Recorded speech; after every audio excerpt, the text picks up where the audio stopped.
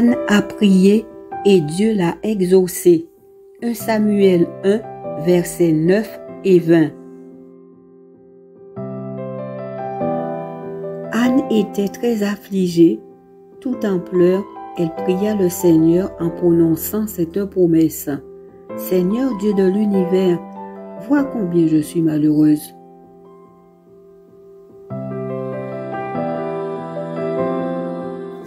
Ne m'oublie pas, aie pitié de moi, donne-moi un fils.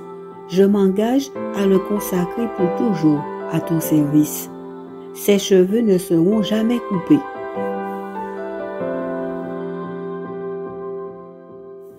Anne devint enceinte puis mit au monde un fils.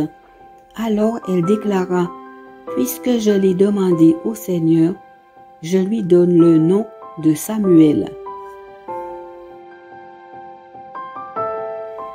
Jésus guérit la fille d'une femme étrangère qui a cru en lui.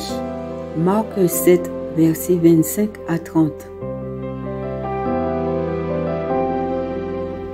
Une femme dont la fille était possédée d'un esprit impur entendit parler de Jésus et vint se jeter à ses pieds.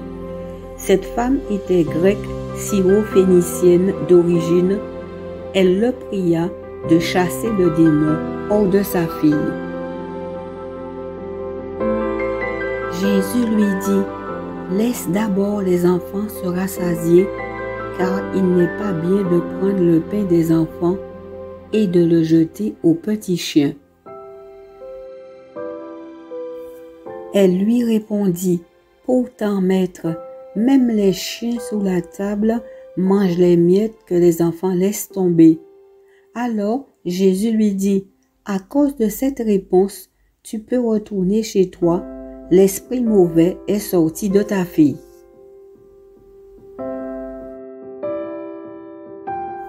Elle retourna donc chez elle, et là, elle trouva son enfant étendu sur le lit.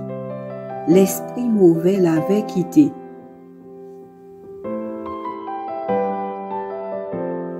Élie le prophète prie Dieu afin de rendre la vie au fils d'une veuve.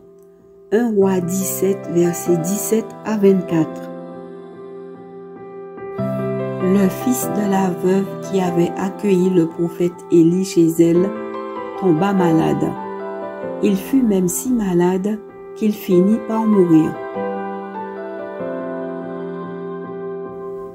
Sa mère dit à Élie, « Prophète de Dieu, pourquoi m'as-tu fait cela? Es-tu venu pour appeler mes fautes à Dieu et provoquer ainsi la mort de mon fils? » Il lui répondit, « Donne-moi ton fils. » Elle le tenait dans ses bras, il le prit, le porta à l'étage supérieur dans la chambre où il logeait et le coucha sur son lit. Puis il pria le Seigneur en ces termes, « Seigneur mon Dieu, cette veuve m'a accueilli chez elle. Veux-tu vraiment la rendre malheureuse en faisant mourir son fils? »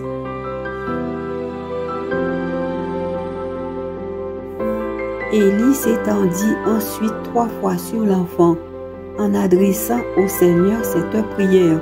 « Seigneur mon Dieu, je t'en supplie, rends la vie à cet enfant. »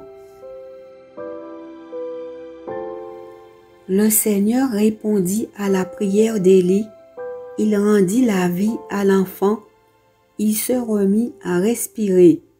Élie prit l'enfant, le ramena à l'étage inférieur et le rendit à sa mère en disant, « Regarde, ton fils est vivant. »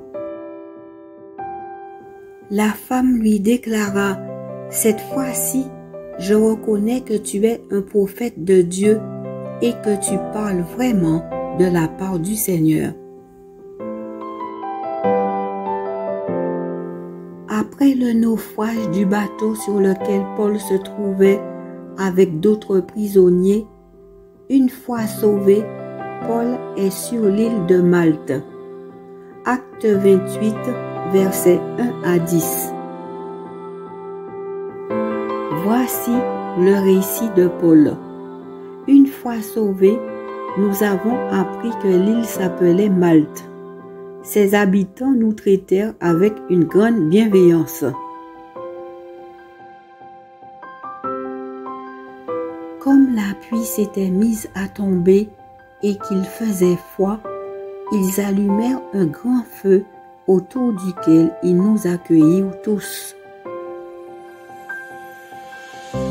Paul ramassa un tas de branches pour les jeter dans le feu, mais un serpent en sortit à cause de la chaleur et s'accrocha à sa main. Quand les habitants de l'île virent ce serpent suspendu à la main de Paul, ils se dirent les uns aux autres, « Cet homme est certainement un assassin, car la justice divine ne lui permet pas de vivre, bien qu'il ait échappé à la mer. » Mais Paul secoua le serpent dans le feu et ne ressentit aucun mal.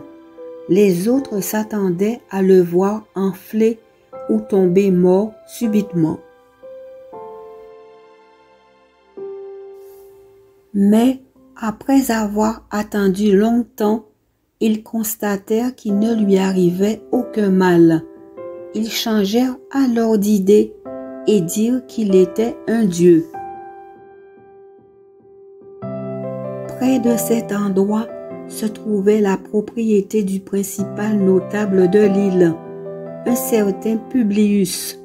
Celui-ci nous reçut aimablement et nous logea pendant 3 jours. Le père de Publius était au lit, il avait de la fièvre et de la dysenterie. Paul alla le voir, pria, posa les mains sur lui et le guérit. Après cela, les autres malades de l'île vinrent aussi et ils furent guéris. Ils nous montrèrent toutes sortes de marques de respect et au moment où nous embarquions, ils nous fournirent tout ce qui était nécessaire pour notre voyage. Récit de l'expérience de Paul à Troas, acte 20, versets 7 à 12. Le samedi soir, nous étions réunis pour prendre le repas de la communion et Paul parlait à l'assemblée. Comme il devait partir le lendemain, il prolongea son discours jusqu'à minuit. Il y avait beaucoup de lampes dans la chambre où nous étions réunis en haut de la maison. Un jeune homme appelé Eutyche était assis sur le bord de la fenêtre.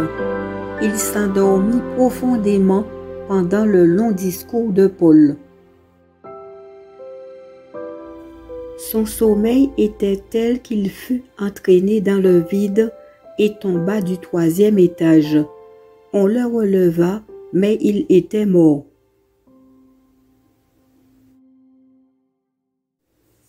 Paul descendit, se pencha sur lui, le prit dans ses bras et dit « Soyez sans inquiétude, il est vivant. » Puis il remonta, rompit le pain et mangea. Après avoir parlé encore longtemps jusqu'au lever du soleil, il partit. On emmena le jeune homme vivant et ce fut un grand réconfort pour tous.